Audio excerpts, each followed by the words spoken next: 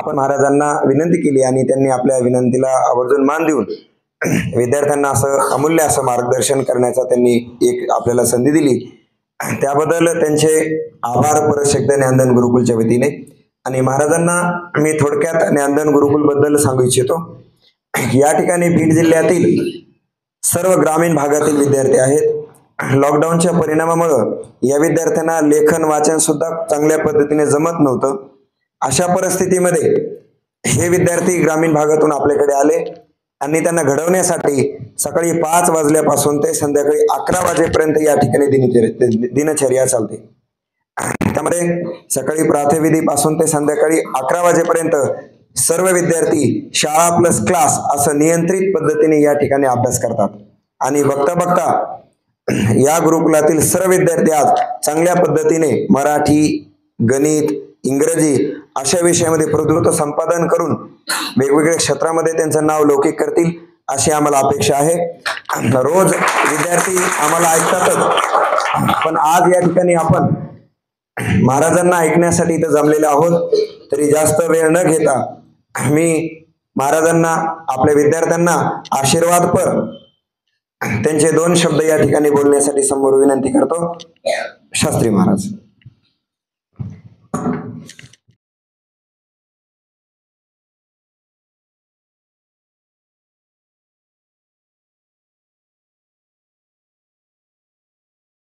मंगलम भगवान विष्णु मंगलम गरुडध्वजा मंगलम पुंडरीकाक्ष मंगलाय सुंदरी.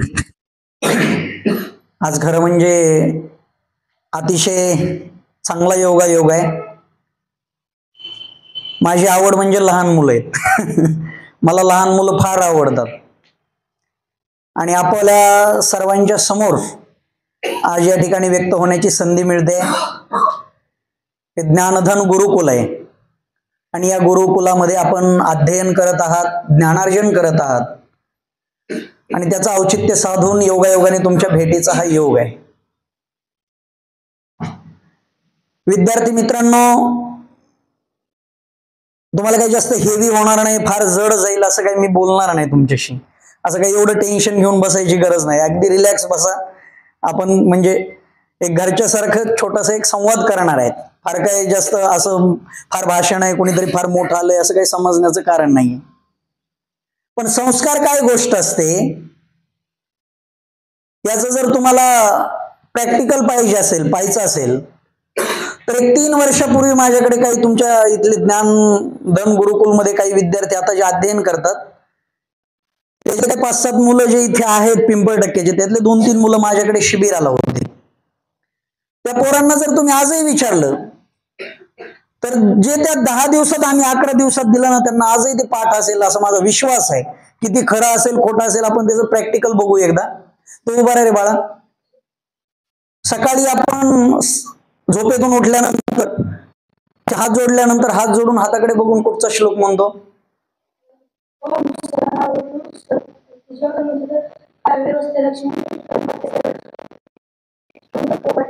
हे 3 वर्षापूर्वीच आहे बरं, 10 दिवसच.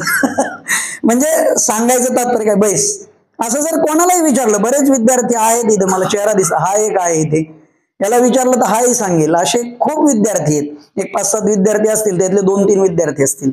तर सांगायचं तात्पर्य काय, बालमनावरती संस्कार झालेले हे चिरकाल असतात. आणि म्हणून आपण या बीड नगरीमध्ये, चंपावती नगरीमध्ये शिक्षणासाठी आलेलो आहे.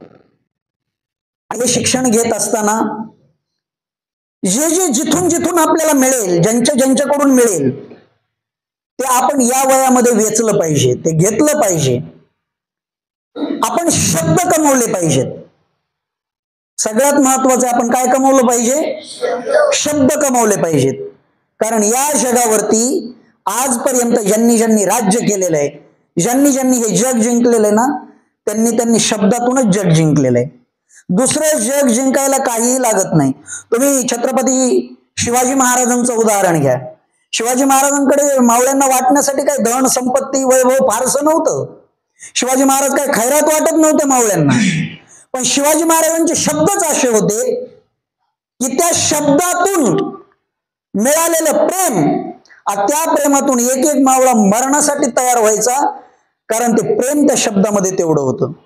स्वामी विवेकानंद घ्या, डॉक्टर बाबासाहेब आंबेडकर आजही आपल्यामध्ये जिवंत आहे, त्यांच्या कार्याच्या रूपाने, त्यांच्या संविधानाच्या रूपाने. त्याचं कारण काय? त्यांनी लिहिलेले शब्द. म्हणून माणूस मृत्यूपर्यंतही जिवंत राहतो. मृत्यूपर्यंत तर जिवंत राहतोच, पण त्याची कीर्ती राहते ती शब्दामुळे. आणि मेल्यानंतर सुद्धा माणूस जिवंत राहतो, तो सुद्धा त्याने निर्माण केलेल्या शब्दांमुळे. आपले अनेक साधू संत घ्या, ज्ञानेश्वर महाराज घ्या, तुकोबारायांकडे पहा, त्यांनी काय केलं हो त्यांच्या जीवनामध्ये? त्यांनी शब्द कमवले, ज्ञान कमवलं, आणि त्यांनी ते शब्द लिहून ठेवले. आज 400 वर्ष झालं तुकोबारायांना वैकुंठाला जाऊन, तरी तुकोबाराय आपल्यामध्ये त्या शब्दाच्या रूपाने, गाथेच्या रूपाने जिवंत आहेत. ज्ञानेश्वर महाराजांना समाधी होऊन 750 वर्ष झालं, तरी ज्ञानेश्वर महाराज आपल्यामध्ये शब्दाच्या रूपाने, ज्ञानेश्वरीच्या रूपाने जिवंत आहेत. म्हणून आपण शिक्षणासाठी आलेला आहात. आपण या बाकीच्या गोष्टी सगळ्या चालत राहतात, ह्या होणारच आहेत. आपल्याला काय फॅरिंग लवली लावावं वाटते, पावडर लावावी वाटते, नवीन शर्ट घालावं वाटतो, या वयात सगळं करावं वाटतं माणसाला. पण हे करत असताना या गोष्टी बरोबर सगळ्यात जर महत्वाची गोष्ट कोणती असेल तर माणसाचं सगळ्यात मोठं आभूषण आहे ते म्हणजे ज्ञान. माणूस हा फार केस वाढवले, 1 साइड मारला, 2 साइड मारला, फार फॅरिंग लवली लावली, फार चेहरा स्वच्छ केला, मेकअप केलं म्हणजे सुंदर दिसतो असं नाही. एका संस्कृत सुभाषितकाराने खूप सुंदर सांगितलेलं आहे, केयूराणी न भूषयंती पुरुषः. फार कानामध्ये बाळ्या घातल्या ना, एका कानात घालतात की नाही आजकालची पोरं बाळ्या, फार बाळी घातली म्हणजे माणूस सुंदर दिसतो असं नाही. न हाराण चंद्रोज्ज्वला, गळ्यात वेगवेगळ्या माळा घालतात बघा काही लोक, काही कवड्याच्या माळा घालतात, कुणी कशाच्या माळा घालतात, कुणी कशाच्या माळा, काय ती म्हणजे स्टाईल दाखवण्यासाठी. लोकांना कळलं पाहिजे मी फार स्टाईल बाज आहे की नाही, पण त्याने काही माणूस सुंदर दिसत नसतो. केयूराणी न भूषयंती पुरुष हाराण चंद्रोज्ज्वला न स्नानेन, फार दररोज साबण लावून खूप आंघोळ केली, लय साबण घासू लावली, फार पांढरा दिसायला लागला म्हणजे सुंदर दिसायला लागला, ते काय सौंदर्य जास्त काय टिकणारं नसतं. न स्नानेन न विलेपनम न कुसुमम, फार फुलांच्या माळा घातल्या म्हणजे माणूस सुंदर दिसत नाही. न स्नानेन विलेपनम न कुसुमम नालंकृता मूर्धजा, फार चांगले चांगले केस वाढवले, 1 साइड कट मारला, 2 साइड मारला, वरची हेप्पी ठेवली म्हणजे माणूस सुंदर दिसतो असं नाही. तर माणसाचं भूषण काय आहे? केयूराणी न भूषयंती पुरुष हाराण चंद्रोज्ज्वला न स्नानेन विलेपनम न कुसुमम नालंकृता मूर्धजा वाण्ये का समलंकरोति पुरुषम या संस्कृता धार्यते क्षीयन्ते खलु भूषणानि सततम वाग्भूषणम भूषणम. हे सगळे भूषण आपण किती अंगावरती धारण केले, केसाला आपण किती सजवलं, ते विशिष्ट कालावधीनंतर पांढरे होणार, तर पांढरे होऊन गळून तुम्ही टक्कल पडणारच आहे. तुम्हाला किती सजवत बसले केसांना तरी सुद्धा. त्यानंतर तुम्ही किती तोंडाला पावडर लावली, त्याला फॅरिंग लवली लावली किंवा वेगवेगळ्या क्रीम लावल्या, तरी चेहऱ्यावरती काही विशिष्ट कालावधीनंतर सुरकुत्या पडणारच आहेत. पण ज्ञानाचं वैभव असं आहे, ते ज्ञानाचं वैभव तुम्ही म्हातारे झाले काय, क्षीण झाले काय, जर्जर झाले काय, तरी ज्ञानाचं वैभव हे कधीही संपत नाही. डॉक्टर APJ अब्दुल कलाम, तुम्हाला माहित असतील, नाव ऐकलं नाही का तुम्ही? कोण होते आपल्या भारताचे?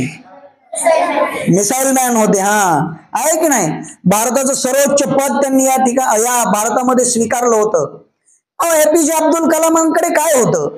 APJ अब्दुल कलाम त्यांना वैमानिक व्हायचं होतं, पण वैमानिक होण्यासाठी कुठचा क्लास करावा लागतो आणि कुठच्या क्षेत्रामध्ये जावं लागतं हेच त्यांना माहित नव्हतं. ग्रामीण भागातले, आपल्यासारखे खेड्यातून आलेले, शिक्षणाचा पाया कसा रचायचा, शिक्षण कसं घ्यायचं माहित नाही, आणि म्हणून वैमानिक होण्यासाठी कुठच्या क्षेत्रात प्रवेश करायचा, कोणत्या फॅकल्टीला जायचं हेच माहित नाही. त्यांनी ऍडमिशन घेतलं 12वी नंतर BSc ला, आणि BScचा आणि वैमानिकाचा काहीच संबंध नाही. परीक्षा द्यायला गेले तर त्यांना सांगितलं की BSc करून वैमानिक तुम्हाला होता येत नाही, त्याच्यासाठी वेगळी परीक्षा असते.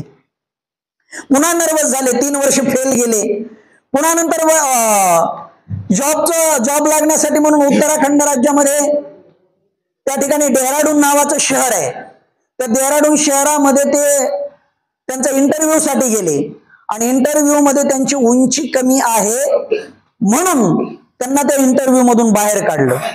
नर्वस झाले, कारण अभ्यास केलेला असतो, कष्ट घेतलेले असतात, आणि कष्ट घेतलेल्या नंतर जर आपलं इच्छा आकांक्षा पूर्ण नाही झाल्या तर माणसाला थोडंसं टेन्शन येतं, माणूस नर्वस होतो, उदास होतो. ते सुद्धा उदास झाले आणि उदास झाल्यामुळं ऋषिकेशला गंगाजीच्या काठावरती येऊन बसले. आणि गंगाजीच्या काठावरती बसल्यानंतर तिथे एक साधू महात्मा आला, तपस्वी महात्मा होता. त्यांनी त्याला पाहिलं. ते मोमेडियन समाजाचे, मुस्लिम समाजाचे एपीजे अब्दुल कलाम. हा साधू हिंदू धर्मीय, पण नर्वस झालेला मुलगा आहे, कोणीतरी बसलाय, काय अडचण असेल म्हणून. अरे बाळा का बसला इथे? त्याने झालेली घटना एपीजे अब्दुल कलामांनी सगळी सांगितली. आणि सांगितल्यानंतर ते स्वामीजी त्याला घेऊन आश्रमामध्ये गेले. आणि आश्रमामध्ये घेऊन गेल्यानंतर अब्दुल कलामांना सांगितलं, अब्दुल, अरे तुला जर या इंटरव्ह्यू मध्ये पास केलं नसेल आणि तुला जर वैमानिक व्हायला भेटलं नसेल तर एक गोष्ट लक्षात ठेव, नियतीने, निसर्गाने तुझी योजना कुठल्या तरी दुसऱ्या चांगल्या कामासाठी केली असेल, म्हणून ही संधी तुझ्या हातातून घालवली असेल. आणि म्हणून तोच त्यांचा आशीर्वादाचा शब्द त्यांनी लक्षामध्ये ठेवला. आणि नंतर पुढे अभ्यास केला. जे विमानामध्ये त्यांना वैमानिक व्हायचं होतं, पायलट व्हायचं होतं, तेच एपीजे अब्दुल कलाम अभ्यास करून एक दिवस या भारतामध्ये मिसाईल मॅन ठरले आणि जगातलं पहिलं विमान निर्माण करण्याचं, भारतातलं पहिलं विमान निर्माण करण्याचं धाडस एपीजे अब्दुल कलामांनी केलं. काय कारण आहे? त्यांचं संघर्ष, त्यांचं कष्ट, त्यांची जिद्द, त्यांची चिकाटी. म्हणून आपल्या जीवनामध्ये फेलियर्स येतील, संकट येतील, अडचणी येतील, कितीतरी पराजय येतील, आपण कितीतरी परीक्षेमध्ये नापास होऊ, आपल्या मनासारखे मार्क्स पडणार नाहीत. पण एक गोष्ट कायम लक्षामध्ये ठेवायची की निसर्गाने, नियतीने, ईश्वराने जो गुण माझ्याकडे दिलेला आहे, अशी एक गोष्ट तुमच्यामध्ये आहे की ती जगात कोणाकडेच नाही, कोणाकडेच नाही. निसर्गाने तुम्हाला बनवतानाच एक गोष्ट अशी दिलेली आहे, प्रत्येकाला दिलेली आहे, मला दिलेली आहे, याला दिलेली आहे, याला दिलेली आहे, प्रत्येकाला ती गोष्ट दिलेली आहे. प्रत्येकाला एक गोष्ट अशी दिलेली आहे की जगात ती गोष्ट कोणाकडेही नाही. फक्त आपल्याला आपण स्वतःलाच विचारलं पाहिजे आणि स्वतःला जाणून घेतलं पाहिजे की निसर्गाने मला कोणता गुण नेमका दिलेला आहे.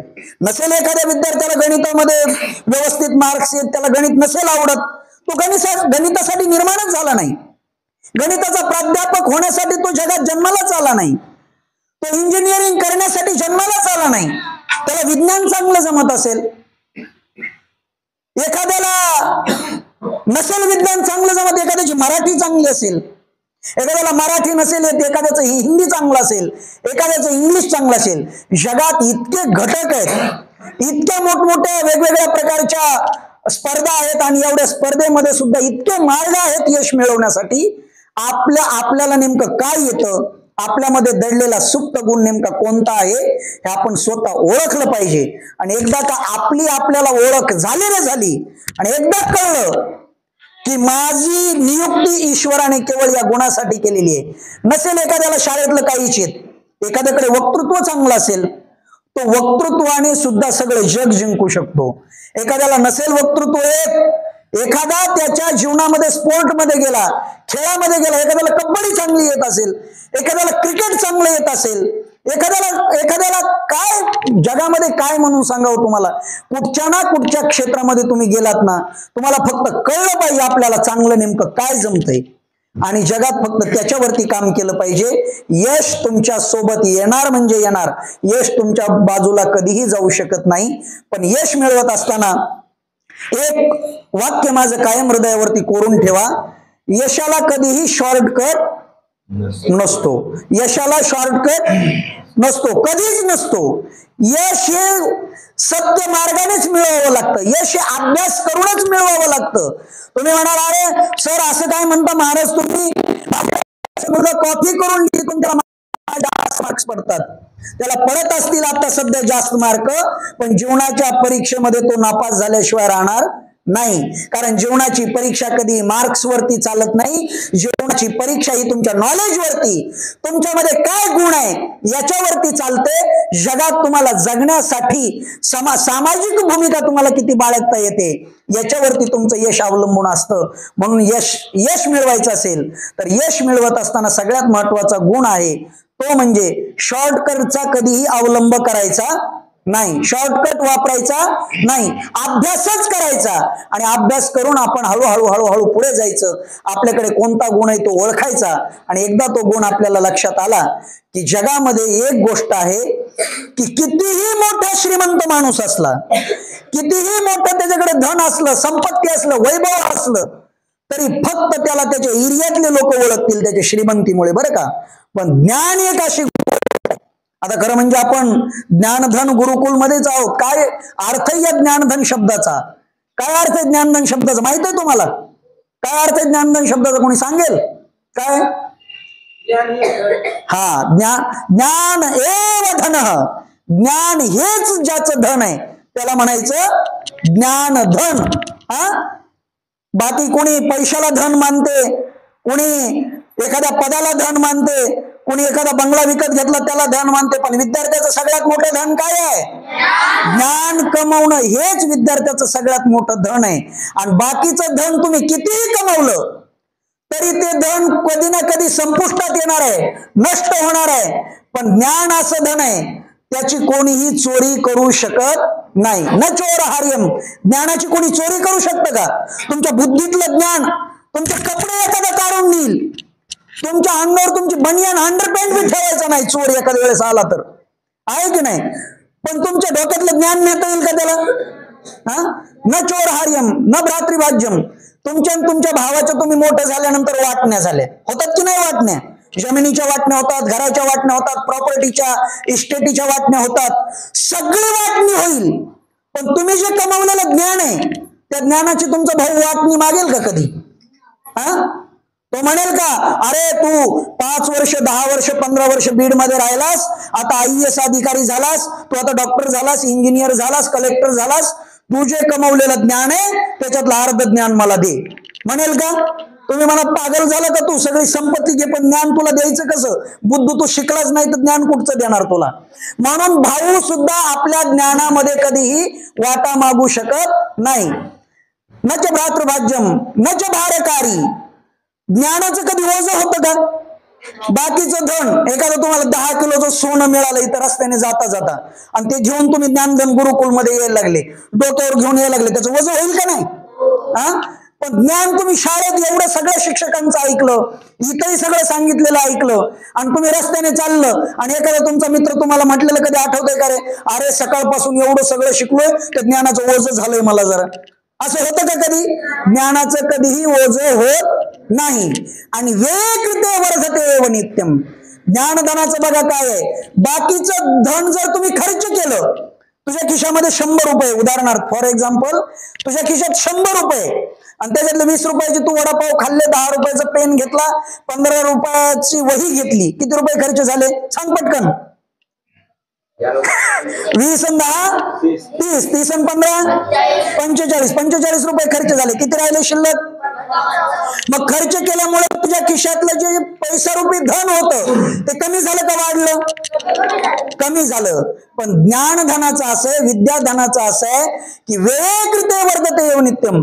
तुम्ही जर ते खर्च केलं म्हणजे दुसऱ्याला जर ज्ञान दिलं तर ते कमी नाही होत, उलट पक्षी काय होतं? वाढत जातं. मग सांगा बाकीच्या पैशाच्या धनाला किंमत द्यायची का ज्ञानाच्या धनाला किंमत द्यायची? ज्ञानाच्या धनाला किंमत दिली पाहिजे.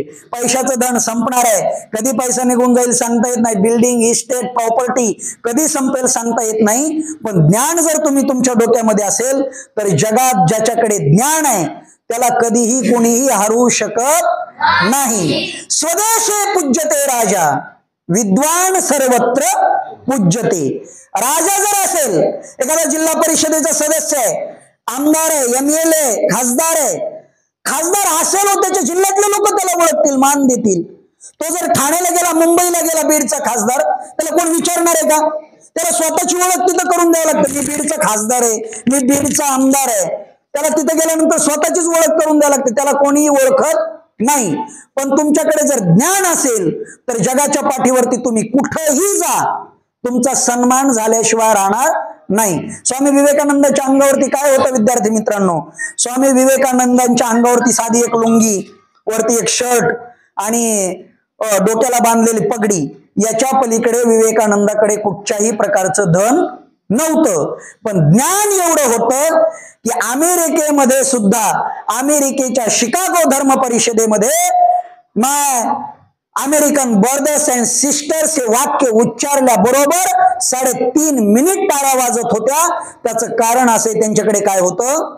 ज्ञान होतं, विद्यारूपी धन होतं. म्हणून सगळ्या जगाने त्यांचा पुरस्कार केला. सगळं जग विवेकानंदांना डोक्यावर घेऊन आजही नाचतंय. विवेकानंद गेल्यानंतर सुद्धा त्याचं कारण आहे, त्यांच्याकडे ज्ञान होतं म्हणून नाचतंय. म्हणून आपण काय कमवलं पाहिजे? ज्ञान कमवलं पाहिजे. आणि हे ज्ञान आपल्याला घरी बसून कधीही मिळत नाही. हे मिळवण्याकरता आपल्याला सद्गुरूच्या जवळ जावं लागतं, गुरुच्या जवळ जावं लागतं, शिक्षकाच्या जवळ जावं लागतं. आणि मग त्यांच्या आशीर्वादातून, कृपेतून, प्रेमातून जे ज्ञान आपल्याला प्राप्त होतं ते ज्ञान जीवनाच्या शेवटच्या श्वासापर्यंत टिकतं. आणि ते ज्ञान आपल्याला एक आगळी वेगळी उंची प्राप्त करून देतं. एक वाक्य कायम आणखी एक लक्षात ठेवा की सद्गुरूच्या कृपा प्रसादातून किंवा शिक्षकाच्या कृपा प्रसादातून प्राप्त झालेलं ज्ञान माणसाच्या जीवनामध्ये कधी उपयोगाला पडेल सांगता येत नाही. आणि केवळ पुस्तकं वाचून प्राप्त केलेलं ज्ञान माणसाला कधी दगा देईल हे सांगता येत नाही. म्हणून पुस्तकं वाचून मिळवलेल्या ज्ञानापेक्षा कृपेतून मिळालेलं ज्ञान हे माणसाला मोठं बनवत असतं. म्हणूनच शिक्षणाची आणि शिक्षकाची गरज आहे. आता सगळं कॉम्प्युटराइज्ड शिक्षण झालंय, सगळे मोबाईलमध्ये ऑनलाईन क्लास आहेत. पण शिक्षकाच्या समोर बसून, गुरूंच्या समोर बसून शिक्षकाचा, आपल्या गुरुचा आदर करून मिळवलेलं ज्ञान माणसाला एक आगळी वेगळी उंची प्राप्त करून देत असतं. म्हणून बघा, पुस्तकातलं ज्ञान माणसाला कसं दगा देतो. एक गोष्ट सांगतो तुम्हाला. एक मुलगी होती, 2 मुली होत्या. लहानपणीच्या मैत्रिणी, 3री 4थी 5वी पासूनच्या मैत्रिणी, दोघी सोबत राहिलेल्या. पूर्वीचा काळ, लहानपणीच लग्न व्हायचे. 10वीची परीक्षा दिली आणि 10वीची परीक्षा दिल्यानंतर एका मुलीचं लग्न झालं आणि दुसरीचं सुद्धा थोडंसं पुढचं शिक्षण केल्यानंतर लग्न झालं. शिक्षण केल्यानंतर एक झाली तहसीलदार आणि 10वीला जिचं लग्न केलं होतं तिच्या सुद्धा घरच्यांनी, सासरकडच्या मंडळींनी तिलाही शिक्षण दिलं आणि ती तिथेच त्याच शहरामध्ये तलाठी झाली. तलाठी झाल्यानंतर असा बरेच दिवस झाला त्या दोघींची भेटच नाही. एक दिवस तहसीलदार मुलगी स्वतःच्या गाडीमधून स्वतःच्या ऑफिसला निघालेली होती आणि तलाठी झालेली तिची दुसरी मैत्रीण स्वतःच्या स्कूटीवरून ती तिच्या ऑफिसला निघालेली होती. आणि जात असताना सहज रस्त्यामध्ये भेट झाली. चौकामध्ये सिग्नल लागला म्हणून गाडी थांबली. गाडी थांबल्यामुळे दोघीची भेट झाली. तिची स्कूटीवरची जी तलाठी झालेली मुलगी आहे ती म्हटली, अगं का ग, तू इकडच्या शहरात कशी काय? ती म्हटली, तू कशी काय या शहरामध्ये? तिने सांगितलं, माझं लग्न झालं 10वी नंतर आणि मग मला तलाट्याची नोकरी लागली. पुढे शिक्षण घेतल्यानंतर मी आणि मग माझ्या पतीने मला शिकवलं ना, आम्ही मग या शहरामध्ये शिफ्ट झालो. ती म्हटली, तू कशी काय इकडं? ती म्हटलं, मी याच शहरामध्ये तहसीलदार आहे, मला सुद्धा नोकरी या शहरामध्ये लागलेली आहे. आणि मग मुलीची मैत्री, लहानपणीपासून मुलीचं हृदय कोमल असतं. दोघींच्या गप्पा वगैरे चर्चा चालू झाल्या. त्या तहसीलदार मुलीने सांगितलं, का ग म्हणे, रस्त्यावर बोलत उभा राहण्यापेक्षा माझं घर इथून जवळच आहे, चल आपण चहा घ्यायला जाऊ माझ्या घरी. तिने सांगितलं, नाही मला ड्युटीवर जायला उशीर होईल, माझी ड्युटी वेळेवर मला पोहोचलं पाहिजे, नाही तर माझे अधिकारी मला खवळतील. तिने सांगितलं, कुठच्या अधिकारी? मीच तुझी अधिकारी आहे, मी तहसीलदार आहे, तू तलाठी आहे, काळजी करायचं काम नाही, चल आपण चहा घेऊन येऊ. म्हणून त्या तहसीलदार मुलीने तिच्या मैत्रिणींनी तिला चहा प्यायला घरी नेलं. तिला बैठकीच्या रूम मध्ये बसवलं. तहसीलदार मुलगी पाठीमागे गेली किचन मध्ये चहा करायला. किचन मध्ये चहा करायला गेली होती, पण ती गेल्यानंतर चहा करायला ती शिकली होती, पण आई करून चहा बनवायला शिकली नव्हती. ती चहा बनवायला शिकली होती पुस्तक वाचून, क्लास लावून. आणि मग त्या पुस्तकाच्या क्लासच्या वहीवर सगळं लिहिलेलं होतं. 2 व्यक्तीला जर चहा बनवायचा असेल तर किती टाकावी, किती चहा पावडर वापरावी, किती दूध टाकावं, गॅस कसा पेटवावा, हे सगळं त्या क्लासच्या वहीमध्ये लिहिलेलं होतं. तिने ते वही उघडली आणि वही उघडून मग त्या वहीतल्या पुस्तका त्या वहीमध्ये वाचून एक एक मुद्दा, एक टिप्स वाचून ती चहा बनवायला लागली. 15 मिनिट झाले तरी चहा बनायला तयार नाही. अर्धा तास झाला तरी चहा होत नाही. 1 तास झाला तरी चहा होत नाही. ही बाहेर बसलेली तलाठी मैत्रीण कंटाळून गेली बैठकीमधली. ती म्हणली, का ग, अरे 1 तास झाला तरी तुझा चहा होत नाही, 2 तास झाला तरी चहा व्हायला तयार नाही. तेव्हा ती तलाठी मुलगी किचन मध्ये गेली. तिने सांगितलं, का ग म्हणे, एवढ्या वेळ झाला चहा करते तू, आणखी चहा बनत नाही, काय प्रकार आहे, कशामुळे बनत नाही? ती म्हटली, अगं मी सगळा चहा बनवण्याचा क्लास लावला होता, याच्या टिप्सही दिलेल्या आहेत. 2 व्यक्तीचा चहा करण्याकरता किती साखर टाकावी, किती दूध घ्यावं, किती पाणी घ्यावं, गॅस कसा पेटवावा, चहा पावडर किती टाकावी, पत्ती किती टाकावी. पण या सगळ्या बुक्स मध्ये, माझ्या नोटबुक्स मध्ये एक गोष्ट मात्र लिहिली नाही की गॅसवरती पातेलं उलट ठेवावं का सोयीचं ठेवावं. आता मला सांगा, ती चहा बनवायला शिकली होती का नाही? शिकली होती ना, क्लास लावून शिकली, बरोबर आहे की नाही? सगळं करून शिकली होती, पण तिच्या आई रूपी गुरुकडून चहा बनवायला शिकली नव्हती. म्हणून पातेलं उलट ठेवायचं का सोयीचं ठेवायचं हिला कळालं नाही. 2 तास झाले तरी चहा मात्र बनला नाही. तसं आपल्या जीवनामध्ये जर आपल्याला यश मिळवायचं असेल तर कुठेतरी श्रद्धा ठेवून, कुठेतरी विश्वास ठेवून, कुठेतरी सद्गुरूवरती, शिक्षकावरती श्रद्धा ठेवून आपण शिकलं पाहिजे. आपल्या जीवनामध्ये कोणीतरी आपलं आयडॉल असलं पाहिजे, आपलं कोणीतरी मार्गदर्शक असलं पाहिजे आणि त्याच्या मार्गदर्शनाखाली आपल्या शिक्षणाची गंगा प्रवाहित राहिली पाहिजे. असं शिक्षण घेत घेत घेत घेत जर आपण पुढे गेलात तर भविष्यामध्ये अनेक संधी आहेत, अनेक वेगवेगळे क्षेत्र आहेत. कोणत्या ना कोणत्या क्षेत्रामध्ये तुम्ही यशस्वी झाल्याशिवाय राहणार नाहीत. फक्त हे यश मिळवत असताना आपण संस्कारयुक्त राहणं हे अत्यंत महत्वाचं आहे. हे संस्कार आपण कायम टिकवून ठेवणं महत्वाचं आहे. आपल्याला दररोज सकाळी 4 वाजता 5 वाजता उठण्याची सवय असली पाहिजे, म्हणजे असलीच पाहिजे. संध्याकाळी आपण 10 नंतर झोपताना, 9 नंतर झोपताना 1 तास पुस्तक वाचूनच झोपलं पाहिजे, अभ्यास करूनच झोपलं पाहिजे. आपण आपल्या जीवनामध्ये आतापासूनच शिकलं पाहिजे. बीड सारखं शहर आहे, शहरातले मुलांचे संस्कार बिघडलेले असतात. कोणी काही करतं, कोणी काही करतं, कोणी कुठे जातं, पण आपल्याला त्या मुलांची संगती लागून व्यसनाकडे आपण कधी नाही वळलं पाहिजे. कारण जर आपण व्यसन जर करायला लागलो तर आपल्याकडे किती बुद्धी असली, किती नॉलेज असलं, किती अभ्यास करण्याची ताकद असली तरी व्यसन माणसाला संपून टाकतं. म्हणून कधी बिडी, सिगारेट, तंबाखू वगैरे अशा व्यसन करणाऱ्या मुलांच्या संगतीमध्ये राहायचं नाही. अशा मुलांना आपला मित्र बनवायचं नाही. आणि जीवनात एकच नियम ठेवायचा की मी माझ्या रक्ताचा शेवटचा थेंब शरीरामध्ये असेपर्यंत कधी व्यसनाला शिवणार नाही. हा जर तुम्ही नियम बनवला तर तुम्हाला जगात यशस्वी होण्यापासून कोणीही रोखू शकणार नाही. यश तुमच्या पायाशी लोळण घालत आल्याशिवाय राहणार नाही. आणि म्हणून आपण संस्कार आपल्यावरती होत गेले पाहिजेत आणि हे संस्कार व्हावेत म्हणून आपण या ज्ञानधन गुरुकुलमध्ये आलेला आहात.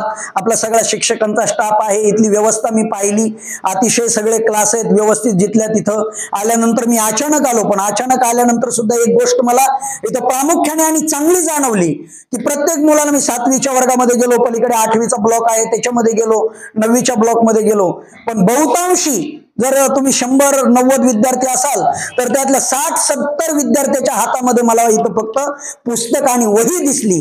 म्हणून हे गुरुकुल मला असं वाटतं शिक्षणाकरता प्राधान्य देणारं गुरुकुल आहे.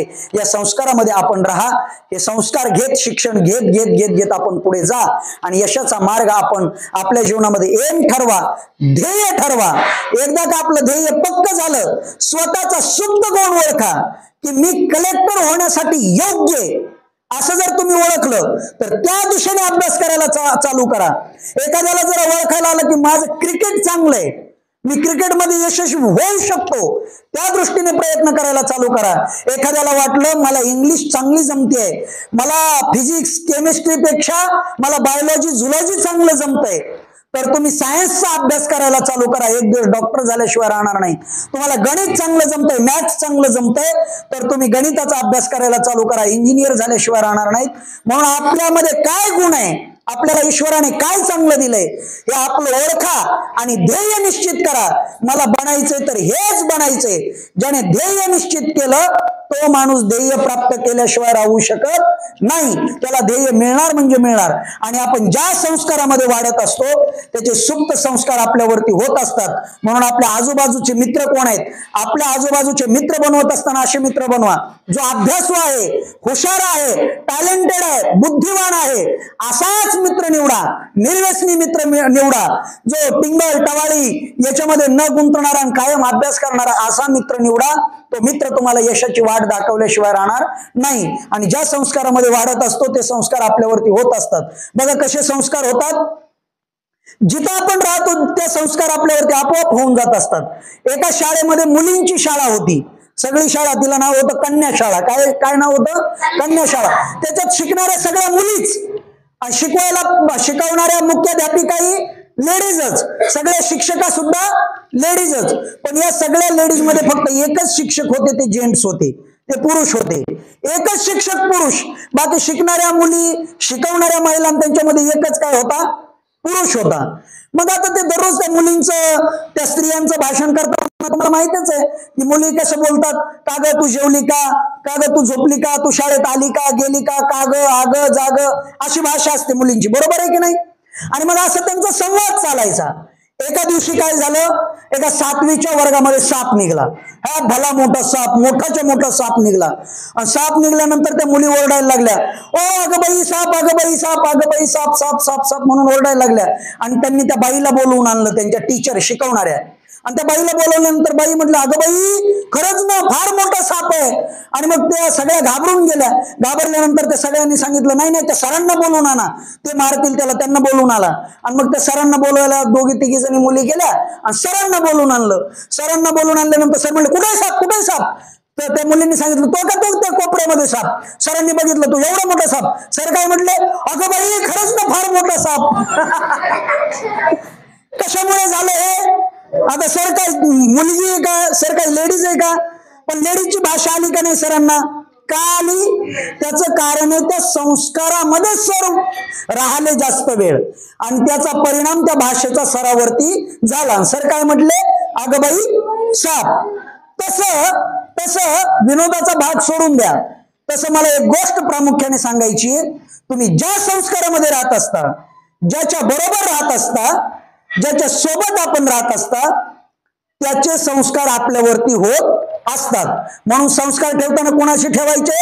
एकतर तो अभ्यास करणारा असला पाहिजे, एकतर बुद्धिमान असला पाहिजे, एकतर टॅलेंटेड असला पाहिजे, एकतर हुशार असला पाहिजे, आणि सगळ्यात महत्वाची गोष्ट तो निर्व्यसनी असला पाहिजे. अशाच माणसाच्या आपण संगतीमध्ये राहायचं.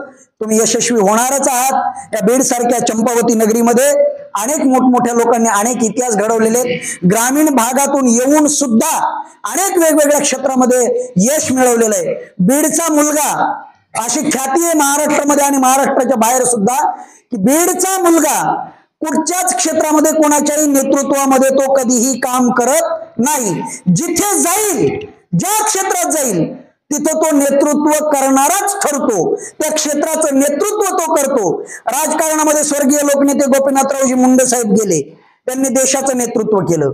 असे बीड जिल्ह्यातले अनेक हिरे आपल्याला सापडतील की ते कोणाच्या नेतृत्वात त्यांनी काम केलं नाही, स्वतः नेतृत्व केलं. म्हणून माझा एक शब्द लक्षात ठेवा, कोणत्याही क्षेत्रात जा, कितीही मोठे यश मिळवा, पण कोणाच्या हाताखाली काम करू नका. तुमच्या हाताखाली शेकडो लोकांनी, हजारो लोकांनी काम केलं पाहिजे, असं यश मिळवा आणि ज्ञानधन गुरुकुलचं नाव मोठं करा. तुम्हाला या शुभेच्छा या ठिकाणी देतो. आणि आपण कायम अभ्यास करावा. या गुरुकुलाच्या माध्यमातून आपल्या अभ्यासाची ज्ञानगंगा कायम वाहत राहावी. आणि एक दिवस, कारण यश जर मिळवायचं असेल तर सहज कोणालाही यश मिळत नसतं. मंजिल उन्हीं को मिलती है, मंजिल उन्हीं को मिलती है जिनके सपनों में जान होती है. स्वप्नामध्ये, आपल्या ध्येयामध्ये ताकद असली पाहिजे. ध्येय तेवढं निष्ठेचं असलं पाहिजे, तरच आपल्याला मंजिल मिळत असते, आपल्याला ध्येय प्राप्त होत असतं. मंजिल उन्हीं को मिलती है जिनके सपनों में जान होती है. यूं ही पंख होने से कुछ नहीं होता, उड़ान हौसलों से होती है. म्हणून हौसला बुलंद ठेवायचा, आत्मविश्वास दृढ ठेवायचा, स्वतःवरती विश्वास ठेवायचा, अभ्यास करत राहायचं, कन्फ्युजन मध्ये राहायचं नाही, टेन्शन घ्यायचं नाही. यश तुमच्या पायाशी लोळण घालत आल्याशिवाय राहणार नाही. म्हणून आपण सर्वांनी अभ्यास करावा, विविध क्षेत्रामध्ये जावं आणि गेल्यानंतर बीड जिल्ह्याचं, आपल्या आई वडिलांचं, सर्वांचं नाव मोठं करावं. तुमच्यासाठी तुमचे आई वडील खूप, आणि तुम्हाला आयडॉल पर्सन, फार पर्सनॅलिटी डेव्हलपमेंट ट्रेनिंगची, त्यानंतर कोणीतरी आपलं मार्गदर्शक, कोणाची गरज नाही. जर अभ्यास करताना कधी कंटाळा येत असेल आणि पुस्तक उघडण्यासाठी जर टेन्शन येत असेल आणि अभ्यास नको वाटत असेल, तर माझा एक मंत्र लक्षात ठेवायचा, डोळे झाकायचे आणि डोळे झाकल्यानंतर एक चित्र समोर आणायचं आपली आई उसाच्या फडामध्ये कोयता हातात घेऊन कोयत्याने वार त्या उसावरती कळून मोळ्या कशी बांधत असेल, पहाटे 3 वाजता आल्यानंतर ट्रक मध्ये ऊस कसा भरत असेल, पाचट किती टोचत असेल, त्या हाताला किती लागत असेल, त्या ट्रक मध्ये भरताना किती त्रास होत असेल, झोपडीमध्ये राहायचंय उन्हाचा किती त्रास होत असेल, एवढी थंडी आहे, स्लॅब मध्ये सुद्धा थंडी लागते म्हणून आपण 12-1 वाजता आंघोळ करतो, त्यांना थंडीचा किती त्रास होत असेल, डोळे बंद करायचे आणि आपल्या आई वडिलांचा संघर्ष आठवायचा. शेतामध्ये गवत कापत असताना बांधावरचं किती वेळेला आपल्याला आपल्या आईच्या हातामध्ये साप येत असेल, विंचू येत असेल, किती वेळेला संकट सहन करावे लागत असतील, किती वेळेला म्हैस हातातला कासरा धरून ओढत असेल, फरफटत नेत असेल, किती वेळेला बैल ओढत असतील. हा संघर्ष तुम्ही डोळ्यासमोर ठेवा, आपल्या आई वडिलाचं चित्र डोळ्यासमोर आणा आणि ज्या वेळेला तुम्हाला अभ्यासाचा कंटाळा येईल डोळे बंद करायचे.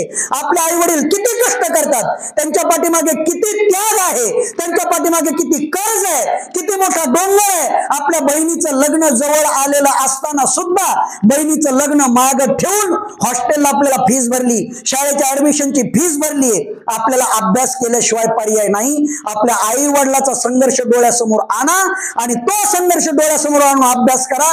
तुम्हाला डॉक्टर, इंजिनियर, IAS अधिकारी बनवण्यापासून आणि बनण्यापासून कोणीही अडवू शकणार नाही. म्हणून एक गोष्ट लक्षात ठेवा, आपल्या आई वडिलाचा संघर्ष जाणा आणि आई वडिलांनाच आदर्श मानून त्यांना आयडॉल म्हणून आपल्या समोर उभं करा. यश तुमच्या पायाशी आल्याशिवाय राहणार नाही.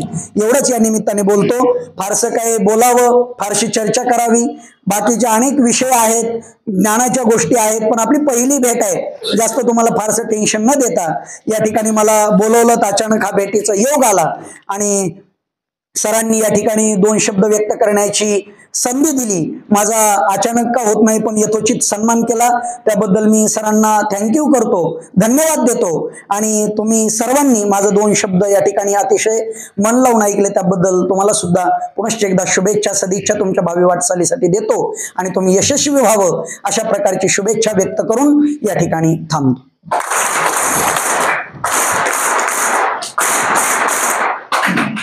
धन्यवाद महाराज.